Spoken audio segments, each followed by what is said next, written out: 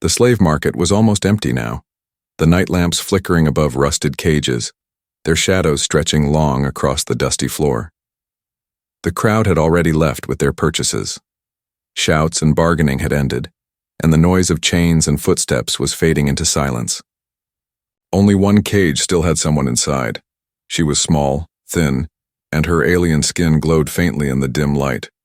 Her arms were covered in scars, her eyes heavy with hunger and pain. She sat quietly, too weak to cry anymore, too broken to even hope. She had been here for years, waiting for someone to take her, waiting for her end, but no one wanted her. Traders called her worthless, a waste of coin. She was too fragile for labor, too scarred for pleasure, too weak for the games of cruel masters. She was invisible to most buyers, just another broken piece of flesh in a long line of slaves. The auctioneer stood nearby, his face twisted with irritation. "Last one left," he barked at the few merchants still loitering.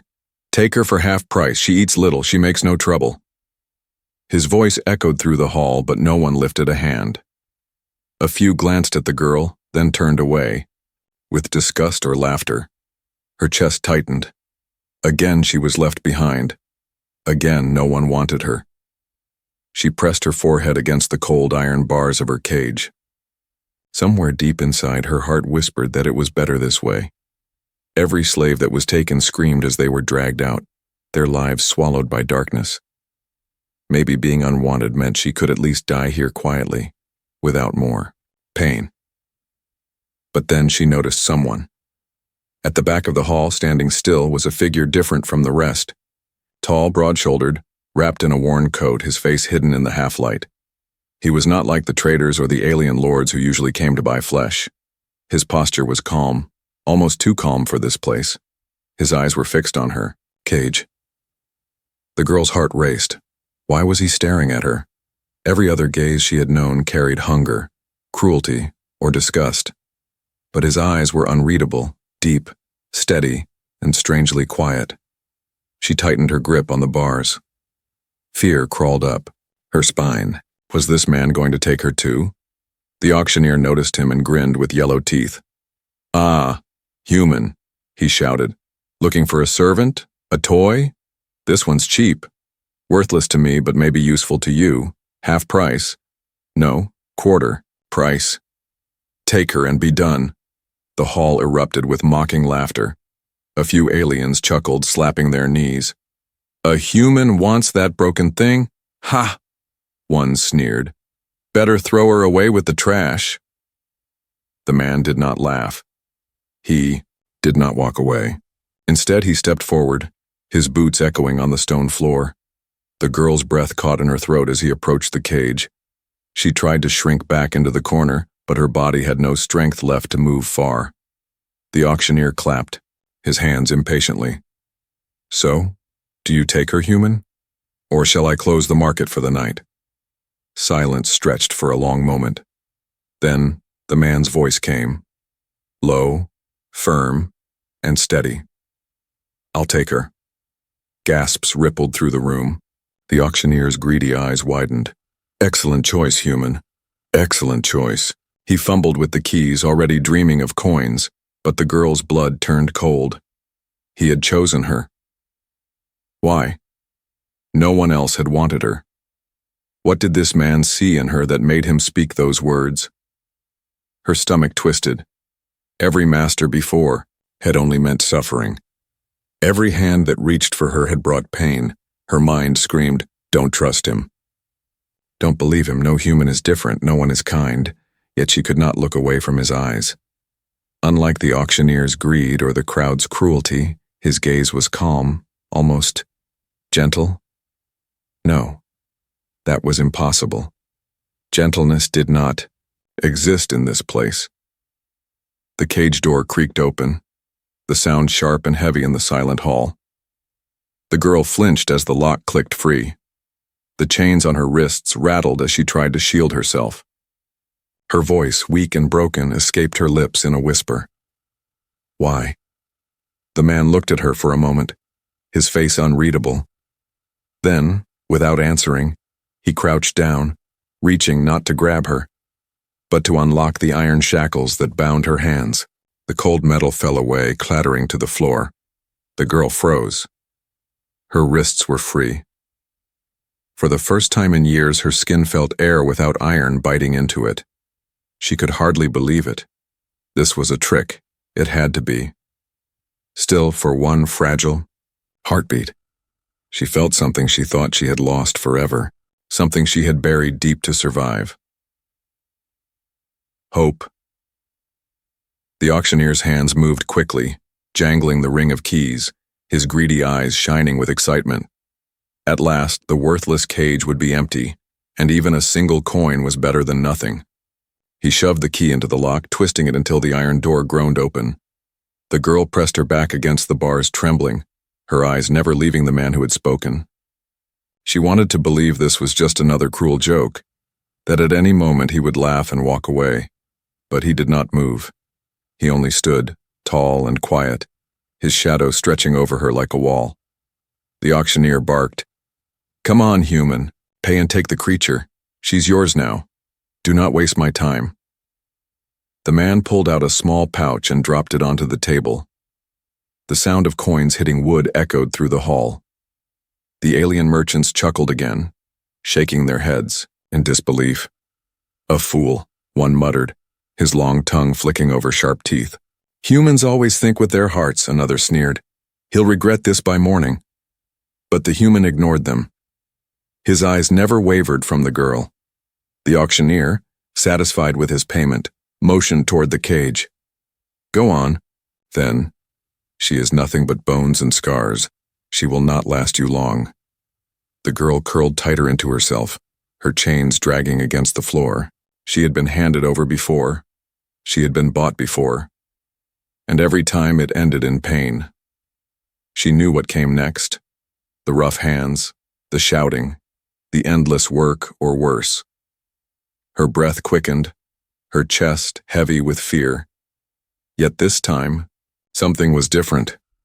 The human stepped forward, crouching at the cage door. His movements were slow, careful, like one might approach a frightened animal. She flinched when his hand reached out, but instead of grabbing her, he touched the chain on her ankle. The metal clinked as he unlocked it.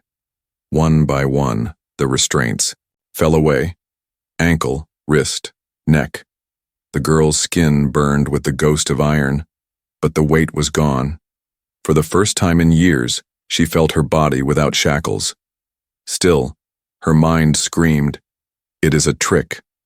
He will bind me again when no one is watching." The auctioneer growled impatiently. "Move it, human, get her out of here. You paid, she is yours. I do not care what you do with her now." The man glanced up at him, his jaw tight. "I'll take her," he said firmly, his voice calm but filled with something the girl could not understand. She stumbled forward, her weak legs barely able to hold her weight. The man caught her before she fell, steadying her with strong arms. She gasped at the touch, expecting pain, but none came. His grip was steady, not cruel. For a heartbeat, she froze in shock. "Careful," he whispered, his voice low enough for only her to hear. Her mind spun. Why would he care? No one had spoken to her with gentleness in so long that she had forgotten the sound of it. The merchants behind them continued to laugh as they walked toward the exit. "Look at the human and his broken pet," one mocked. "She will collapse before sunrise."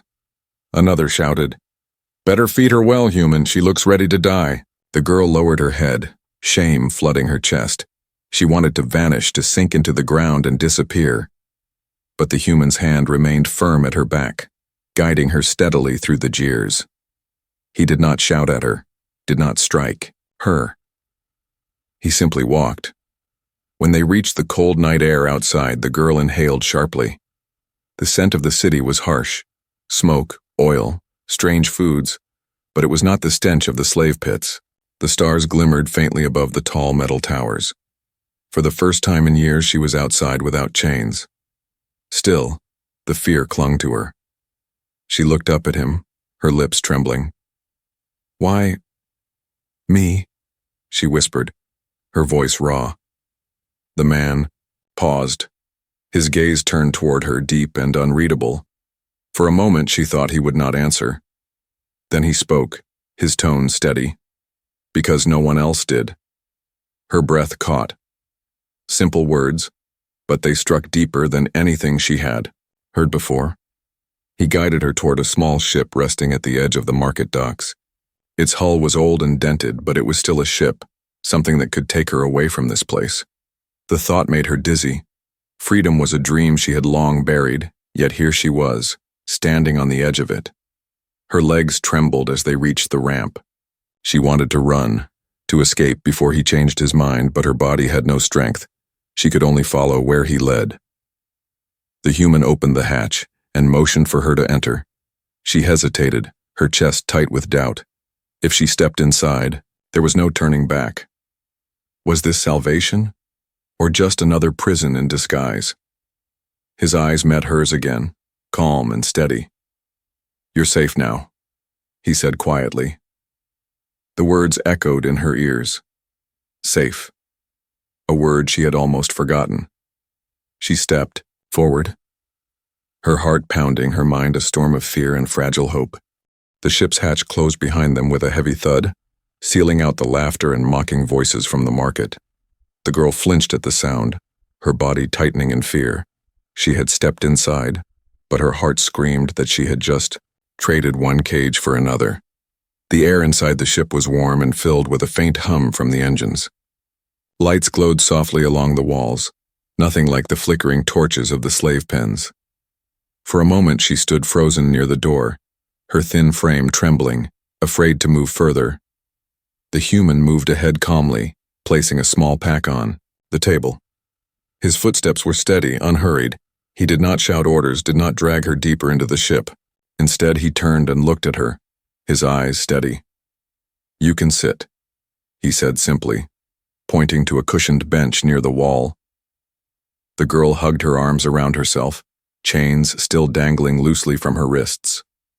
She didn't trust the softness of the seat, didn't trust the calmness of his tone. Every master had started with silence, with false calm before showing their cruelty. But her legs shook so badly that she could not stand any longer. She sank onto the bench, her chains clinking against the floor. For a while, the human said nothing. He moved around the small cabin, checking the controls, placing food on the table, filling a glass with water. The smells made her chest ache. Warm bread, clean water, things she had not tasted in years. Her stomach twisted painfully with hunger, but fear kept her frozen. He placed the plate in front of her.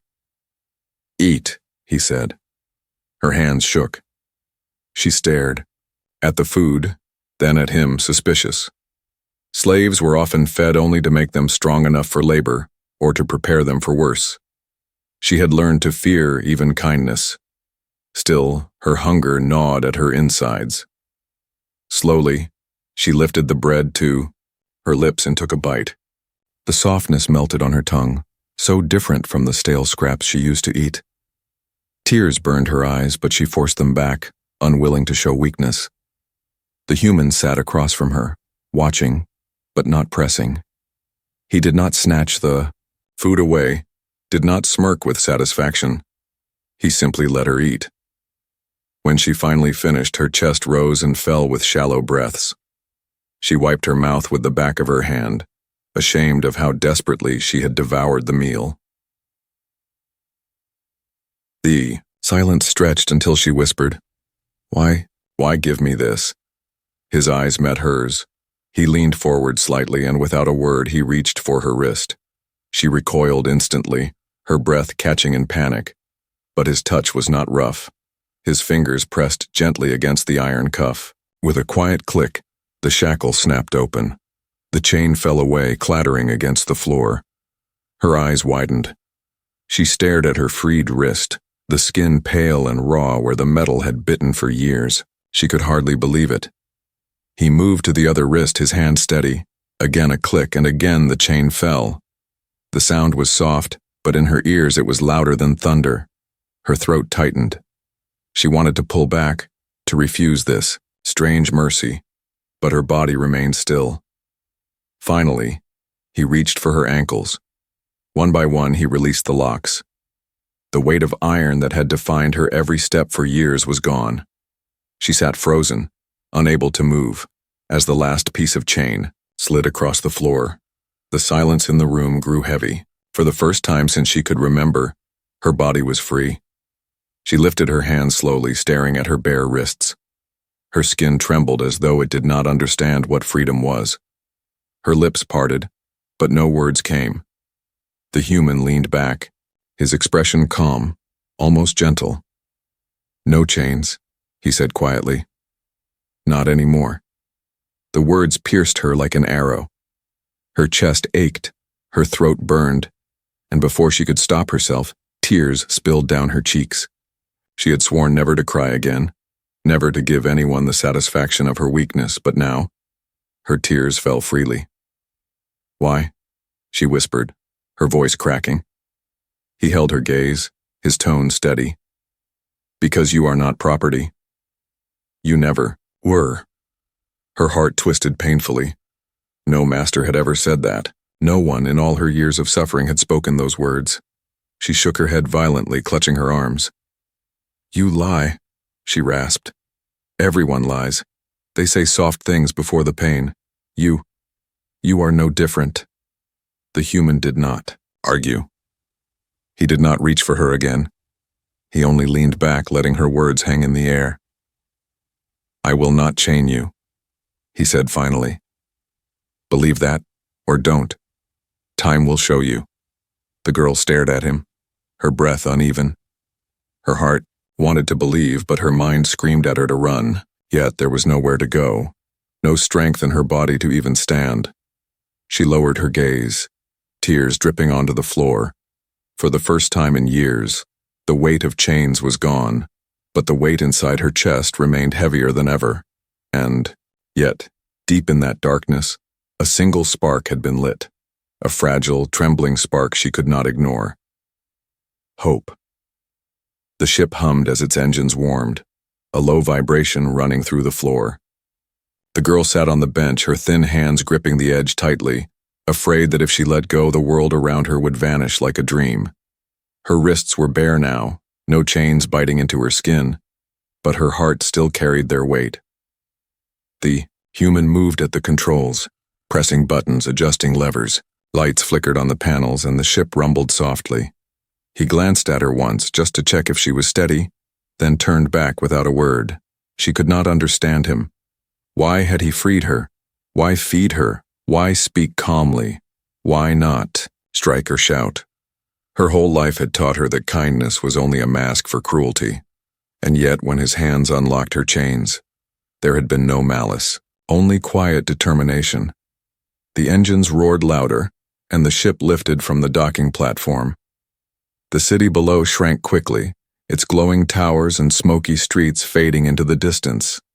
She pressed her palms against the window, her eyes wide. For so long she had stared only at stone walls, cages, and dirty floors. Now the stars stretched out before her like a river of light. Her breath caught in her throat. She had forgotten the sky could be beautiful. The human's voice broke her silence. "You're safe now. No one can touch you here." She flinched at the words.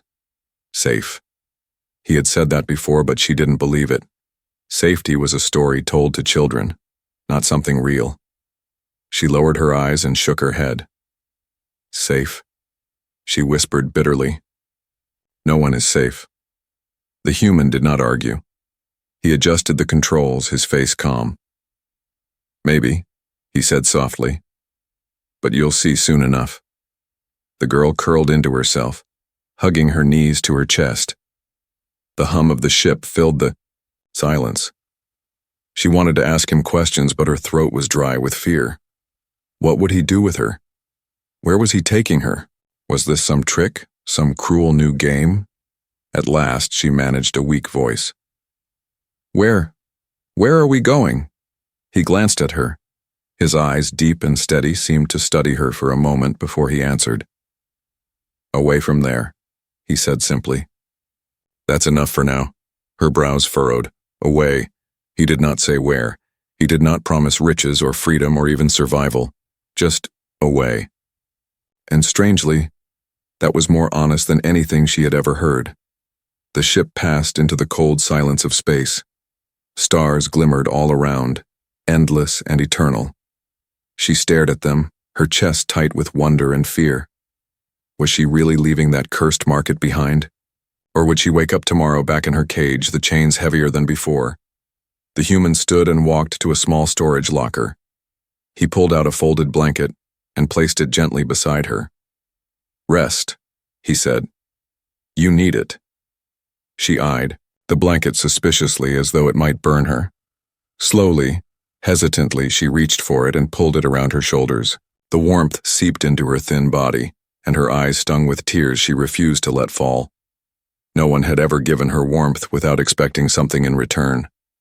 Her voice cracked as she whispered, Why are you doing this?" The human's face remained unreadable. He sat across from her, resting his elbows on his knees. "Because I could not walk away," he said. She blinked at him, confused. "But I am nothing. Worthless." His jaw tightened. "That's what they told you. That's what they wanted you to believe. But they were wrong." The words struck her like lightning. For years she had been called trash, slave, filth. And now this human dared to speak differently. She wanted to shout at him, call him a liar, push him away. But deep in her heart, a fragile seed of hope stirred. Her hands trembled as she gripped the blanket tighter. She shook her head, unable to accept it. No one cares. No one ever did. His gaze softened, and for the first time, a shadow of pain crossed his face. "I care," he said quietly. "That's enough to start." The girl's throat tightened, her words caught between disbelief and longing.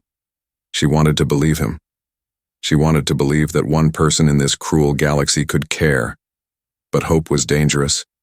Hope broke hearts more than chains ever could. She turned her face away, pressing her forehead to the cold window. Stars drifted past like sparks in the dark. The silence stretched, broken only by the hum of the engines. But even as her mind screamed at her not to trust, her body betrayed her. Wrapped in warmth, full from food, free of chains, her eyelids grew heavy. Slowly, against her will, she drifted into sleep. The human watched her quietly. Her small frame curled beneath the blanket, her breathing uneven but steady. His eyes hardened with resolve. Whatever she thought of him now, whatever scars her past had carved into her, he would not abandon her. The journey had only begun. The girl woke to the soft vibration of the ship, her body stiff from sleep. For a moment she panicked.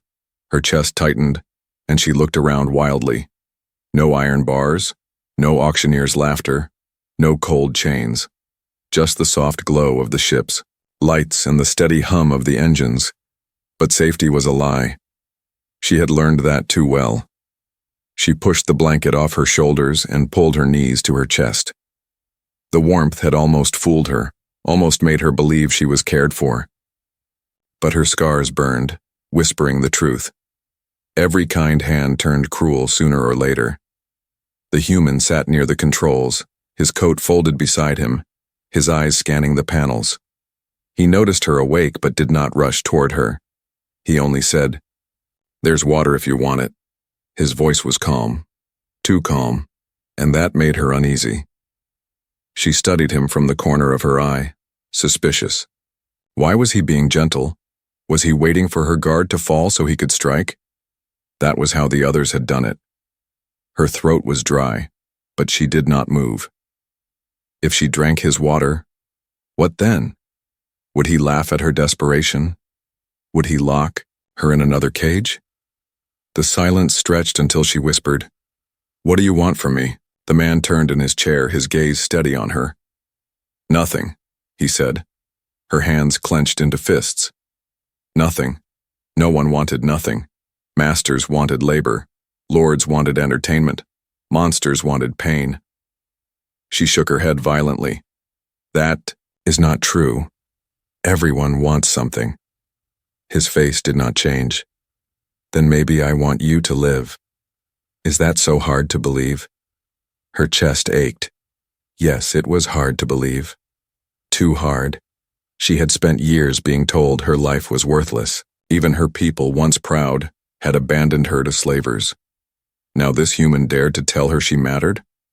She pressed her hands to her ears as if she could block out the words. "You lie," she said through clenched teeth. "You will use me. You will hurt me.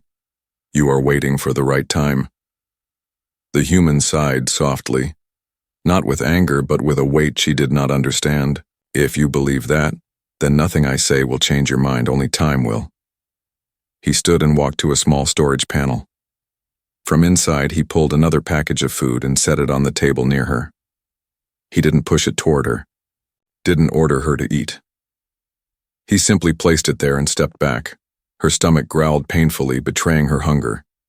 She stared at the food, shame flooding her chest. If she ate, she was playing into his trick. If she refused, her body would weaken further. Slowly, with shaking hands, she reached for the meal. She expected him to smirk, to mock her need. But when she looked up, he wasn't even watching. He had turned back to the ship's controls. She ate quickly, suspicion never leaving her mind. The food was good, too good. Every bite felt like a trap. She swallowed hard, her eyes darting to the man's back. Her heart whispered something dangerous. Maybe he means it. Maybe he truly wants nothing but to help. But her mind shouted louder. Do not trust. Do not fall for his lies.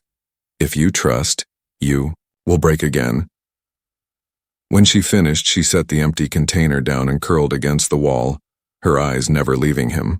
He was silent for a long time, his focus on guiding the ship through the endless black of space. Finally, he spoke. "You've lived in fear for too long," he said quietly. "I can see it in your eyes. I won't tell you to stop being afraid, but you should know. Not everyone is like them." His words cut through her sharper than any blade. She wanted to scream at him, to demand why he cared, why he spoke such lies, but no sound came. Only silent tears slid down her cheeks. She hated herself for crying. The man did not turn, did not react. He let her weep without interruption, as though he understood that nothing he could say would ease the storm inside her. Hours passed. She drifted in and out of restless sleep, always waking with the same fear, that he would stand over her with chains, that the kindness would end. But each time the ship remained quiet. Each time he was still at the controls, calm and steady, never moving toward her. The distrust still burned in her heart, but alongside it something fragile began to grow. A dangerous thought she tried to crush, but it kept returning. What if he truly is different? She clenched the blanket in her hands, her body trembling. No matter how hard she tried to bury the thought, it remained. For the first time in years, fear and hope warred inside her, and she didn't know which one would win. The ship drifted through the silent darkness of space, stars glittering like distant candles. The girl sat curled in the corner of the bench, the blanket wrapped tightly around her shoulders. Hours had passed, yet her heart still raced with unease. Every time the human looked her way, she tensed, expecting the cruelty to reveal itself. But it never came. He gave her food. He gave her warmth. He gave her freedom from chains. Still, her mind screamed it was only a trick. Kindness was a mask, and sooner or later it would be torn away. She closed her eyes, whispering to herself, "Do not trust, do not trust." The hum of the engines filled the silence. Then suddenly the human's voice broke through. "Tell me," he said quietly. "What do they call you?" Her eyes snapped open, confusion flashing across her face. No one had ever asked her name before. Masters didn't care. To them, she was just slave or creature. Her name had been buried years ago, locked away with the last pieces of her old life. Her voice cracked. She hesitated, clutching the blanket tighter. "I do not remember." The human nodded slowly as though he understood. "Then you will remember again, or choose a new one. You are not a thing. You deserve a name." The word struck her like fire. Not a thing. She stared at him, her chest tight. No one had ever spoken like that. Her suspicion flared again. Why would he say such things? Why would a human, a stranger, care about her? She whispered bitterly, "Why are you doing this? What do you want from me? Tell me the truth." This time, he did not look away. He turned in his seat facing her fully. His eyes were steady, serious. "The truth," he said. "I bought you because I couldn't leave you there. Because I've seen too much of that market. Too many lives crushed and forgotten. I couldn't walk past you and pretend you didn't matter." Her throat tightened. She wanted to scream at him, call him a liar. But something in his voice, calm, heavy, filled with sorrow, made her hesitate. She spat the words anyway. "No one cares for slaves, not even my own people." "Why should you?" His jaw clenched, and for the first time she saw something flicker in his eyes. Pain. "Because I know what it means to lose everything," he said softly. "I know what it feels like to be left behind. I swore if I could stop it from happening to someone else, I would." Her breath caught. She leaned forward slightly, searching his face. There was no smile, no cruel amusement, only a shadow of old wounds, the kind she recognized all too well. "You lost?" she whispered, her voice trembling. He nodded once. "A family, a home, people I should have protected. I couldn't save them. But I can save you." The words hung in the air, heavy and raw. Her eyes stung with tears she didn't want to shed. Could it be true? Could this man, this human, be speaking from pain as real as hers? Her lips trembled. "But I am broken. I am nothing."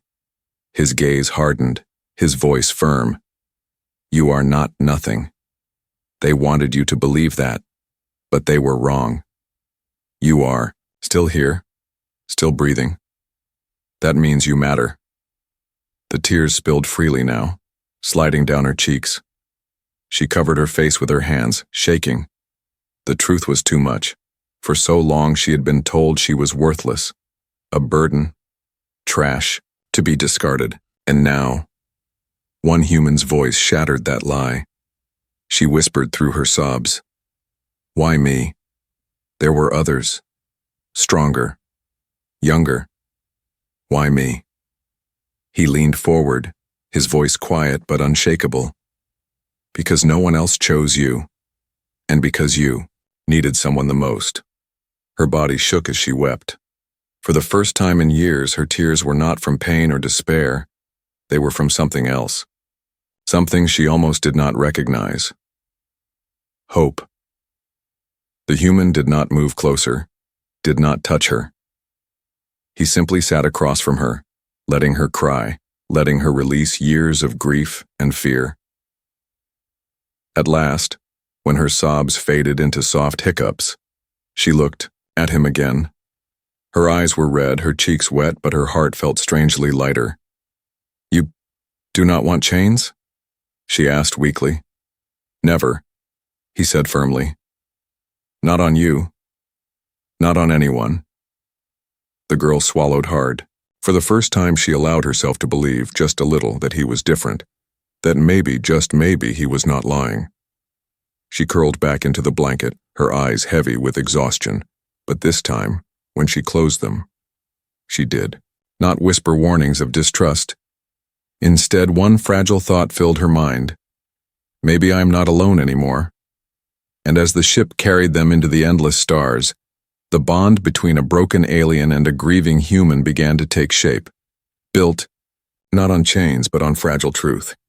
The first light of a distant sun spilled through the ship's window as it drifted toward a quiet colony world.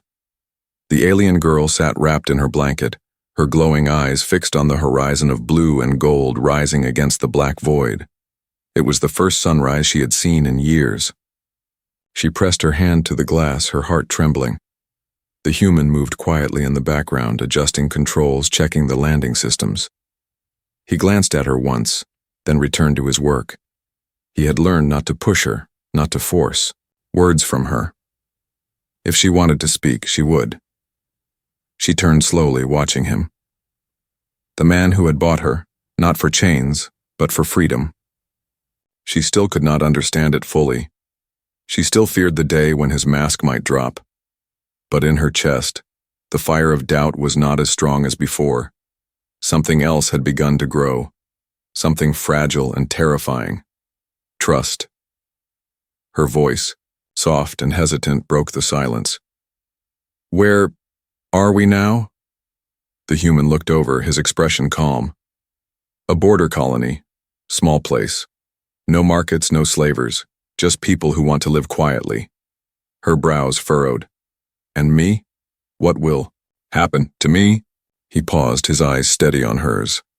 "That's for you to decide. No one will own you here, not me, not anyone. If you wish to stay, you'll stay. If you wish to leave, you'll leave." The girl's chest tightened. Freedom sounded beautiful, but it was also terrifying. She had been caged so long that the thought of choosing for herself felt like stepping into endless space without walls. Her hands trembled in her lap. "You would let me go?" she whispered. "Yes," he said firmly. "Because you are not mine. You belong only to yourself." Her throat burned. She wanted to argue, to say he was lying again, but the truth in his voice broke through her doubts. Tears gathered in her eyes. No one had ever spoken those words to her. No one had ever told her she belonged to herself. The ship descended slowly, the colony coming into view. A stretch of fields, rivers, and small clustered homes. It was peaceful, untouched by the cruelty of the galaxy. Children ran through the grass below, their laughter faintly reaching the ship as it landed. The girl pressed her face to the window, eyes wide. She had never seen children play freely. She had never heard laughter that wasn't cruel. Her heart clenched painfully at the sight, but it was not pain she recognized, it was longing. The engines cooled and silence fell inside the ship. The human stood and walked toward the hatch, his movements steady. He pressed a button, and with a hiss the door opened to the outside. Fresh air rushed in, filled with the scent of grass and earth. The girl froze, her hands clutching the blanket. She wanted to step forward, but fear rooted her in place. What if this was another trick? What if the world outside only led to another cage? The human noticed her hesitation. He did not force her. He only extended his hand toward her and said quietly, "Come." No chains, just steps. Her eyes locked on his hand. Her heart pounded in her chest. Memories screamed at her to stay back, to hide, to keep the walls around her heart. But another voice, quiet and trembling, whispered something new. "If you do not take this step, you will never know freedom." Slowly, her thin hand reached out. She placed it in his. His grip was firm, steady, but not crushing. He guided her gently down the ramp, into the open world. The sun touched her skin, warm and soft. The grass brushed against her feet. She inhaled sharply, overwhelmed by the sensation.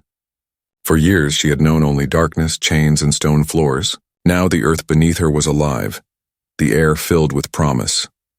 Her eyes filled with tears again, but this time they were different.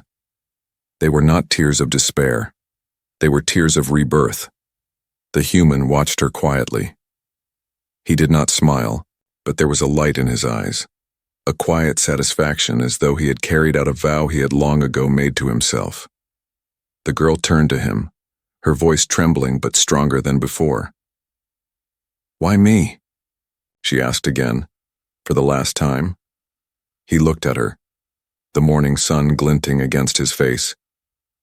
"Because even one life saved matters, and you were left behind. I couldn't let despair be the end of your story."